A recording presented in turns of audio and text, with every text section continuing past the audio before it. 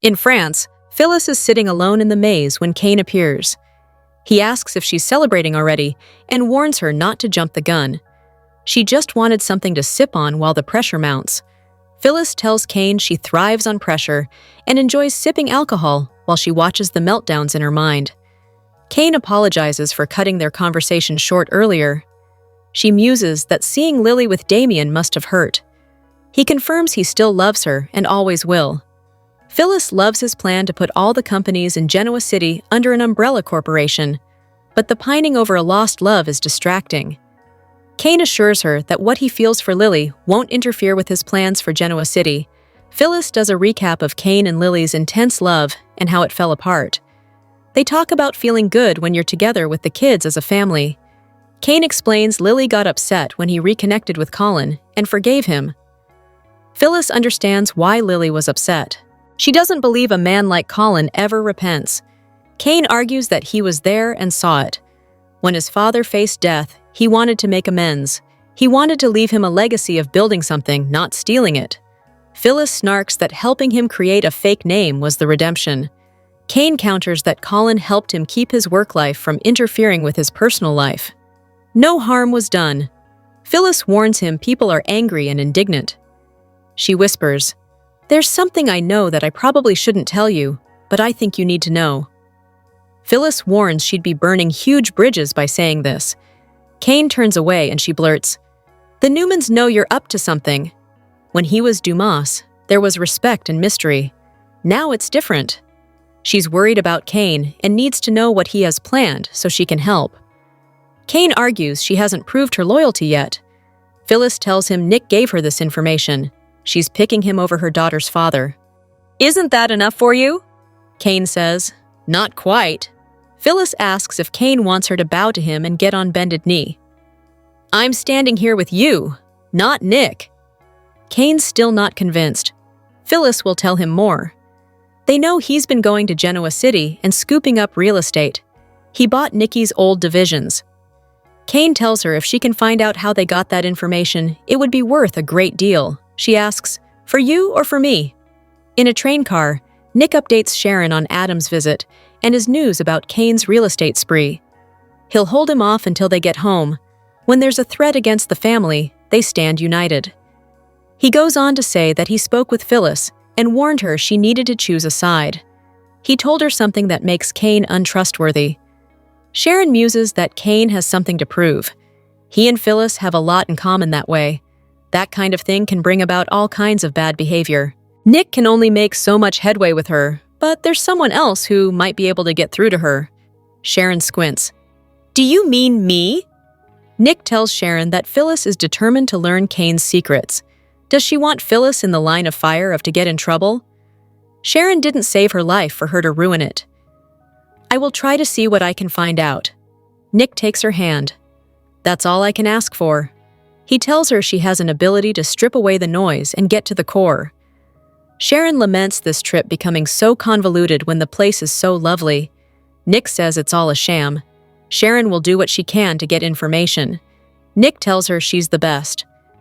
At the beginning of the maze, Billy and Sally are canoodling when Jack and Diane appear. They make small talk about the heat, and Billy makes cracks about Kane being behind it. "How long until the whole thing explodes?" And Jack asks Billy if Kane has met with him yet. Billy says he hasn't. Jack hopes he doesn't. He's not keen on Kane investing in Abbott Communications. Everyone knows he wants Chancellor and has expressed no interest in Billy's company. Let's leave it at that. Billy and Sally exchange a look, and Jack asks if there's something he needs to know. Sally reminds Billy that Jack invested because he trusts his judgment. It's time to talk. Billy tells his brother he wants to help Kane get Chancellor back from Victor. Jack fumes over this, but Billy can't walk away from this opportunity. He's confident he can convince Kane to do this together. They're both connected to Catherine and Jill. Diane argues that Kane may not be telling the truth. Billy says Jill booted him from the company, but never offered it to Kane. That bothers him. Jack fumes that he gave Billy funding for Abbott Communications to give him something to focus on. If he's obsessed with Chancellor, Abbott Communications will flounder. Billy says he has an agreement to put Sally in charge. Jack doesn't mean to insult her, but yells at Billy, "How could you make a decision like that without consulting me first?" Billy reminds him Chancellor's not a part-time job. Jack hollers that he made this investment in him. Billy says his name will be on it. Sally will just operate the day-to-day. Diane tells Billy that Jack believed he would be running Abbott Communications. She wonders if Sally even has expertise in this area. Sally says she's been a CEO a few times and is confident she's up to the job. Jack hollers at Billy that this wasn't a financial investment for him. It was for his brother. To give him something to focus on after Jill pulled the rug out from under him. He didn't want to see him go dark. That was the point. "I didn't do this for Sally. I did this for you." Billy thinks he's just pissed because he didn't consult him. "Sally is my pick," Billy declares. He trusts her, and Jack should too. If he doesn't, this conversation is over. Jack seethes. "I did this for you, for my brother. It was a gift of love and faith." He's throwing it back in his face. Billy doesn't think he has faith in him at all. Jack doesn't trust Kane. He hollers about this new company with their family name on it isn't worth his time. Billy has to prove he's the one to lead Chancellor. Jack screams, "Prove it to whom?" It's the thrill of the whim for him, and has to do with his hatred for Victor. Billy points out he hates Victor too. They could finally put that bastard in his place. Sally and Diane intervene. Diane feels it's a moot point. Kane can't take Chancellor from Victor with or without Billy's help. Billy plans to prove her wrong. Jack tells Billy he's being irrational. Billy enthuses that they could take Victor down. How could he not love that? Jack hollers that he can't measure his life by victories over Victor. It's empty and meaningless. It's a mistake, Billy, and it throws your common sense right out the window. Billy expects him to respect his opinion. Jack warns his brother to be careful he doesn't screw himself out of two companies. Billy asks if he's threatening to pull out of funding Abbott Communications. Walking through the maze, Sharon and Nick come upon Kane and Phyllis. Kane asks, "Stroll under the stars?" They chat about the heat, and Nick lets Kane know they're ready to go back to Genoa City. Kane understands. It has a pull on all of them. Sharon steps aside with Phyllis, and Kane tells Nick he's ready for the next phase of his life. Nick needles about him, wanting to divest his holdings. Kane says it's about relationships at the end of the day. He's thankful he has this time to spend with old friends. Across the way, Sharon and Phyllis banter when the blonde asks if they interrupted something. Phyllis guesses Nick asked her to talk to her. He told her to pick a side and has brought her in to see if she has. Sharon admits she's right. Phyllis reminds her Nick gave them every reason to hate each other. Now they don't, but he's still trying to use that for himself. She doesn't want Sharon getting into her brain. Sharon suggests she just tell her if she's picked a side. Phyllis tells Sharon that Kane was surprised Nick brought her on this trip. She could be back in Genoa City, but instead, she's there trying to get information from her for Nick. She admits she hasn't picked a side yet. It's no secret she's in a transition period. She's tried to jumpstart her career to no avail. Sharon warns the same thing could happen with Kane. Phyllis needs to figure out which side will get her needs met. Sharon reminds her, one side is the people she knows and has connections with, while the other is Kane, who spent 6 years deceiving everyone, including his ex-wife and kids. Phyllis reminds her the people she has connections with have left her hanging. Sharon thinks she's falling back on old insecurities, but Phyllis argues they all see her as a problem or mistake. Kane respects her and thinks she's smart. What would you choose? Nearby, Nick questions Kane, thinking they're all friends after he dropped the Dumas bomb on them. He flew them all out there to prove a point. Nick tells him Lily has moved on, and doing all of this will only push her further away. As far as everyone else goes, it will be a long time before anyone takes him at face value. He warns him about going after his mother and Chancellor. Kane says he made an offer, that's all. Nick knows he'll try to take Chancellor back by force if necessary. Across the way, Sharon guesses Phyllis has decided to side with Kane. Phyllis didn't say that. She was just thinking out loud. She invites her to go tell Nick. Sharon reminds her Kane already has someone on the outside scooping up real estate. She doesn't know what he's up to or what he's after. Phyllis thinks she should get credit for not blathering to Kane that it's Adam that's been slithering in and out of this place. If she was out for herself, she would have told him. Sharon hopes she'll keep it that way. "You won't tell Kane, will you?" Nearby, Kane gripes to Nick about his gesture of friendship being misinterpreted. He wants to shake hands, but Nick wants to hear that his family has nothing to worry about. Kane says he has no doubt the Newmans will always be fine. Nick shakes his hand as Sharon and Phyllis watch in surprise. Hello everyone, welcome back to my channel, Pulse Canvas. It's me, Julie here. I hope everyone is having a wonderful day. Keep watching. So let's dive into today's video. The Young and the Restless spoilers reveal that fans may see a lawyer get an SOS while a romantic reunion gets sabotaged. Two broken brothers may also go too far, so some curveballs are ahead on the CBS soap. 1. Michael's emergency call and new case? For starters, let's talk about an SOS that could go out to one attorney, namely Michael Baldwin. It's just a matter of time until Mariah Copeland needs a lawyer, since her flashbacks indicate that she smothered a stranger on her business trip. Sharon Newman relied on Michael to get her out of her last legal jam, so she may make an emergency call for Mariah's sake when the time is right. Once Mariah's secret starts unraveling, Sharon may put Michael on the case and beg him to keep her daughter out of the slammer.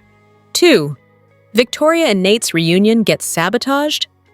It seems like Y&R's already laying the groundwork for Victoria Newman and Nate Hastings to have a romantic reunion, at least once she's had a chance to grieve Cole Howard. However, we can think of some people who might want to sabotage that reunion. One of them could be Audra Charles if she loses Nate over this Kyle Abbott fiasco and tries to stop Nate from moving on with his former flame. Claire Newman could also go off the rails a bit after the loss of Cole, and perhaps resent Victoria for moving on too soon. That's the kind of thing that could bring out some of Claire's sneakier tendencies and perhaps make her a saboteur when it comes to Victoria's reunion with Nate. 3. Jack and Billy's feud spirals out of control? We can also see the potential for Jack Abbott and Billy Abbott's feud to go way too far. Now that Billy is fixating on Chancellor and letting Abbott Communications take a back seat, he's disrespecting Jack and the investment he made in this new venture. Jack poured money into this because he wanted to give Billy something fresh to focus on, not because he wanted to give Sally Spectra a new CEO opportunity. That's why Jack balked at Billy and Sally's agreement in the July 9th episode, which also brought Jack's warning that Billy should be careful not to screw himself out of two companies. Victor Newman could easily take advantage of all the Abbott family infighting and use it to his advantage. Billy and Jack's brother bond is breaking again, so Victor may fuel their conflict even further and distract them from his own vengeful plans. The Young and the Restless spoilers for July 10th, 2025 have Danny proposing to Christine, Lily making a bold move, and Victoria making a painful decision. On Thursday's episode, Danny is going to propose to Christine Loralee Bell. The couple's previous marriage was torn apart by Phyllis's claim that Danny had fathered her son, Daniel. After Phyllis's machinations were exposed, Danny and Christine reconnected here and there, but she had moved on to a new life with Paul. Their split paved the way for Danny and Christine to reconnect. Danny and Cricket spent time together, traveled on the road together for his concert tour, and realized they belonged together. Will Christine accept Danny's proposal? Tune in to Thursday's show to find out. Also on Thursday's show, watch for Lily to make a bold move. She's the person who's been affected the most by Kane's return. The reactions from others that Aristotle has been Kane all this time have been mixed. Victor, Jack, Billy, and the rest are affected professionally by Kane's return. Lily, however, has been affected both professionally and personally. What could Lily's bold move be? She might track down the hill to escape Kane's hospitality. Or maybe she'll kiss Damien again to send Kane the message that she's moved on romantically. Lily was careful to let Damien know that part of the reason she locked lips with him was because Kane was standing there. However, she did hasten to add that that wasn't the only reason. Also on Thursday's show, watch for Victoria to make a difficult decision. Does this have to do with Cole's memorial/funeral? Can Vicky wait until her family comes back to Genoa City before she pays tribute to Cole? If Victoria does go ahead with Cole's memorial, there are still plenty of folks in town who could attend and help Victoria and Claire feel less alone. Nate has already shown that he'll be there for Victoria. We could also see Chelsea and Danny and Christine attending as well. It'd also be nice to see Nina return to town to pay respects to the man she once loved. As Kane's grip on Genoa City tightens, loyalties are tested and relationships are pushed to the breaking point. In the July 9th episode of The Young and the Restless, the tension surrounding Kane's plans for Genoa City continued to escalate. Nick and Sharon took a step forward in their mission to gather information about Kane. Phyllis made a choice that left her divided, and Jack exploded over Billy's surprising betrayal. Nick enlisted Sharon to gather intel from Phyllis. After confronting Phyllis, Nick urged her to choose between Kane and the Newmans. Sharon was tasked with breaking through Phyllis's hardened exterior. As they discussed the gravity of Kane's actions and potential consequences for the Newmans, Sharon didn't take long to realize how critical it was to learn what Kane was planning. Meanwhile, Kane found Phyllis alone in the maze. The two engaged in a tense conversation about his desire to take over Genoa City and its companies. As Kane revealed his motives, Phyllis showed her willingness to back him, but her loyalty was questioned when she confessed that Nick had pushed her to make a choice. Kane's interest in Jabot seemed to be more than a passing thought, and Phyllis hinted that the Newmans were aware of his business dealings. However, Kane demanded Phyllis prove her commitment to him, asking her if she would betray those closest to her in order to secure her place by his side. As the tension in the maze grew, Jack confronted Billy about his intentions to work with Kane. Jack was furious when Billy admitted he wanted to help Kane reclaim Chancellor. He reminded Billy of the investment he made in Abbott Communications, only for his brother to focus on taking down Victor by helping Kane. Despite Jack's passionate objections, Billy remained unwavering in his decision, causing a deep rift between the two brothers. Jack warned Billy that pursuing this risky venture would have lasting consequences on his life and their business, but Billy refused to back down. The Young and the Restless spoilers reveal that Holden Novak is a cipher, a blank slate who is getting chummy with the GC residents on the orders of his sleazy boss, Kane Ashby. In the beginning, Holden seemed like a nice guy, but even then, he was acting out a sinister plan on the orders of Damian Kane. Holden agreed to pretend to be Damian and fooled everyone until Amy Lewis cried out that he was not her son. He's an imposter. The truth was bound to come out in that situation, and we predict the truth will eventually come out about the ruse Holden is perpetrating for Kane. Soap justice may not be swift, but it eventually comes for evildoers. Clearly, Holden is not who he appears to be, and therein lays the rub. How far is he willing to go to make a buck? Are the residents of GC safe, or is there a sociopath moving among them? Holden is lying to Damian about being unemployed. They were both working for Kane when word came down that they were fired, except fans now know that was a lie. Last week, Kane gave Nathan his marching orders to sidle up to some major power players, including Chelsea Lawson. When he asked why, he was basically told not to ask another question or he'd be fired all over again. The fact that Holden is willing to get close to several people for nefarious reasons is scary. Does he even have a moral compass? Later that evening, he approached Chelsea at Society and pretended to fangirl over her. There was just one problem. Chelsea is a master con artist, and she had him sniffed out in 2 seconds. Holden recovered like a pro, suggesting that conning and scamming are second nature to him. What other handed things has he done in his mysterious life? Chelsea has Holden's number. Does this put her in danger? He is determined to follow orders and has shown a willingness to lie. Tell us what else you think he is hiding under that swaggy riz. The moment that fans of Danny and Christine on The Young and the Restless have waited for is here. Danny is going to propose to Christine on the Thursday, July 10th episode. In honor of this momentous occasion, Laura Lee Bell is sending out a special message to loyal supporters who have waited for this moment. New beginning for #Danny and Cricket after they met 41 years ago, Bell shared on Instagram. I know so many of you were watching during the first proposal 35 years ago. So incredible how soaps can link us all together for decades. The journey continues. Viewers have known this moment has been coming for a while, as Danny ran by Daniel of his plan to ask for Christine's hand once again in marriage. I think the nostalgia is really beautiful, and that's what they're connecting to as well, Damien told People magazine of Danny and Christine's loyal fan base. I think that they're like, oh my god, finally! And we couldn't wait much longer because if one of us has to get down on a knee, perhaps it's not going to be any prettier in 10 years, joked Belle. We've little doubt that Christine is going to turn down Danny's proposal, but viewers will have to tune in tomorrow to find out for sure. Before leaving for Nice, France, Phyllis, the woman who tore the couple apart back in 1994, vowed to return. But the fiery redhead might find it more difficult to disrupt the lovebirds this time around if she chooses to do so. Christine became a badass, says Belle of her character's time away from Giona City.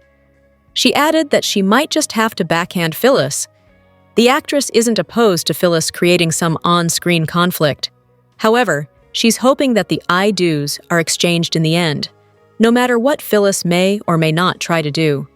Something is going to happen, suggests Damien, who throws out the idea that the outrageous Phyllis may go so far as to impersonate the officiator at the wedding. The young and the restless fans are upset over the death of Cole Howard. Fans believe the writers wasted Cole's character by ignoring his history with legendary characters Victor, Nikki, Una and Ashley. Instead of capitalizing off Cole's ties to the characters, the writers chose to reduce him as just Claire's father. Fans weren't holding back their anger towards this decision. Viewers are upset because Cole had history with almost everyone in Genoa City. At one point, Cole thought Victor was his father. He had complex relationships with Nikki, Ashley, and Victoria, so the drama was limitless. For some reason, Cole didn't interact with Victor much. They didn't discuss their past together. Nikki and Cole may as well have been strangers, even though he used to work as her stable hand. The writers had plenty of material to work with, but chose to stick him in a story with just Victoria and Claire. They decided to focus on him being a dad to Claire. Y&R fans felt his character was wasted because he wasn't given a storyline of his own. His only purpose was looking out for Claire. He didn't do much besides react to Claire being his daughter. Once the revelation came out that his Aunt Jordan kidnapped Claire and the story wrapped up, he suddenly contracted Legionnaire's disease. After he got the disease, his character died. J. Eddie Peck didn't get a chance to stretch his acting chops by playing a character suffering from the disease. One viewer felt the writers didn't give them a reason to root for Cole and Victoria getting together. The viewer felt that Cole and Victoria's scenes were better when Heather Tom played the character of Victoria in the 90s. This fan felt there was no tension or drama between Cole and Victoria. Other fans believe J. Eddie Peck was written off the show because of money. A viewer believed that the powers that be couldn't afford to keep Cole and Kane on the show. The fan felt like the writers could have made Cole leave town and bring him back when they had a story for him. He was brought back to the show and wasted. Some fans feel like Cole's death was a plot device to have Claire go over the edge.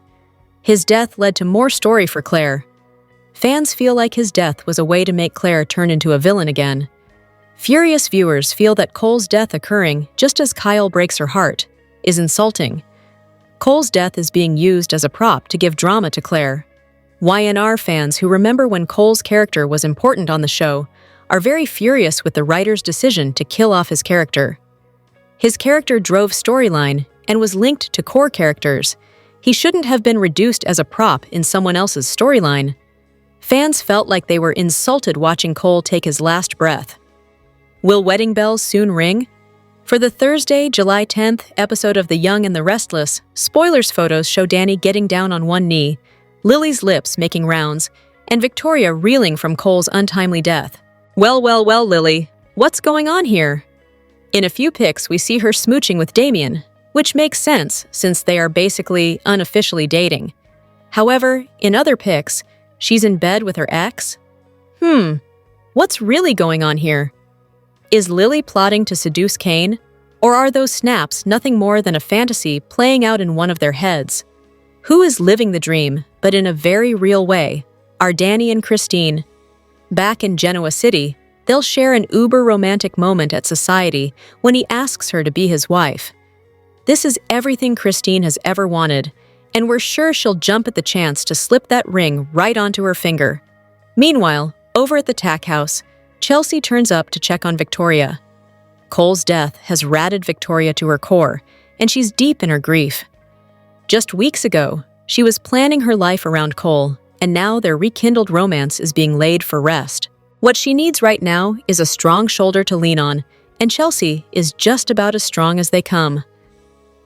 In the recent episode of the CBS soap opera, The Young and the Restless, aired on July 9, 2025, tensions rose as Sharon questioned Phyllis, hoping to learn more about Kane's real plans. Kane pressured Phyllis for loyalty, but she avoided revealing that Adam had tipped off the Newmans. Nick tried to confront Kane, but got vague answers. Phyllis was stuck between her old ties and new loyalties, unsure who to trust. Meanwhile, in Genoa City, Jack and Diane were upset after learning Billy and Sally made big career moves without telling them. A heated argument followed, leaving family trust even more shaken. Nick on The Young and the Restless told Sharon about his talk with Phyllis and how he couldn't convince her to turn against Kane. He asked Sharon to talk to Phyllis herself and find out what Kane was really planning, especially with his real estate deals and Chancellor assets. Sharon agreed and later spoke with Phyllis alone. Phyllis quickly realized Sharon was sent to spy and called out the situation, saying Nick was trying to ruin their friendship. Sharon asked where Phyllis stood, but Phyllis claimed she hadn't chosen a side. She said people often treated her like a problem, while Kane saw her as an ally. When Sharon warned her to keep Adam's secret, Phyllis stayed vague, making Sharon uneasy. Kane. The Young and the Restless got worried after Phyllis told him the Newmans knew about his real estate deals and Chancellor plans. He wanted to know how they found out, but Phyllis didn't give a straight answer, only saying she hadn't turned on him yet. Kane questioned her loyalty and warned her about the risks. Later, when they all crossed paths, Nick pushed Kane to admit his plans. Kane stayed calm and only said the Newmans would be fine. Their talk ended with a tense handshake, and Nick grew even more suspicious. At the GCAC pool, The Young and the Restless, Jack and Diane ran into Billy and Sally, leading to a heated argument. Billy admitted he still wanted to help Kane take over Chancellor. Jack was already upset about Billy losing focus at Abbott Communications, but things got worse when Billy revealed he and Sally had agreed she would run the company if his plan worked. Jack was furious they made such a big decision without telling him. Diane also doubted Sally's experience and didn't trust Kane's plan. Billy defended his choices, saying it was a backup, not a betrayal. The argument escalated as Jack accused Billy of risking both companies. When Billy asked if that was a threat, Jack hinted he might pull his support. The fight left the Abbott family more divided than ever. In this intense episode, loyalties and business plans clashed, leaving everyone with more questions than answers. Sharon was stuck between loyalty and honesty. Phyllis was close to revealing too much, and the Abbott brothers seemed ready for another fight. The stage was clearly set for more drama to come. Laura Lee Bell is with every Young and the Restless fan this week. She's just as excited about Christine and Danny getting engaged as you are. She knows viewers are giddy after waiting for this reunion for so long because of Christine and Danny's super couple impact on daytime history. It's a love story and a lifelong thing that has become really fun to be a part of, she gushes to Soaps.com, with Christine and Danny feeling more connected and united than ever. Thanks to her having tagged along on his whirlwind rockstar tour, the next step in their relationship seems inevitable. But with every walk down the aisle in daytime, there can be trouble lurking, especially given the ever-present dark cloud that is Phyllis. Belle reassures us that Danny is all in, and so is Christine.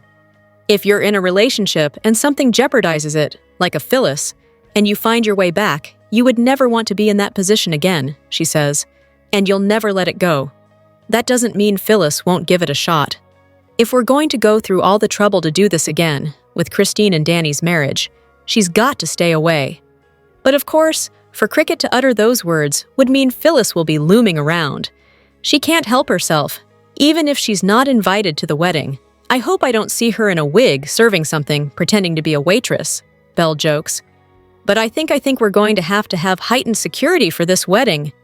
Belle confirms that she hasn't been given any details about the upcoming nuptials by the Young and the Restless writers. Still, she warns, That's never stopped Phyllis before. But she is ready for the super couple's happy ending because they've fought so hard to get here. Belle's one request for Danny and Christine's fairy tale future seems pretty simple on paper, but there are show logistics to consider. It sounds so silly, but I would just love to have like a home base, she admits. I think, unfortunately, because of budget and everything, so many of our scenes have been in the coffee house or society, understandably. What really draws people in is when they feel like they're witnessing a piece of your life. The set really matters. She believes a living room or kitchen is all Christine and Danny need, reflecting on how important that sense of place was in the past. I keep going back to the kitchen because it was so fun to see scenes where Nina and even David Kimball, I think, were there. And we were all washing dishes and handing them off to each other and putting them in the cabinet while we were talking after a dinner party. It brings in the reality of the relationship so much more in a home, Belle muses. So I'm just hoping that we get to just live like that again, because it does help elevate the intensity of the relationship. That said, Belle isn't picky about Danny and Christine's living arrangements. I'm even fine moving in with Daniel, she laughs of Danny's grown son. We just need a home. We need to get a petition going for them to have a home, Belle suggests. What do we want for our wedding present? A home?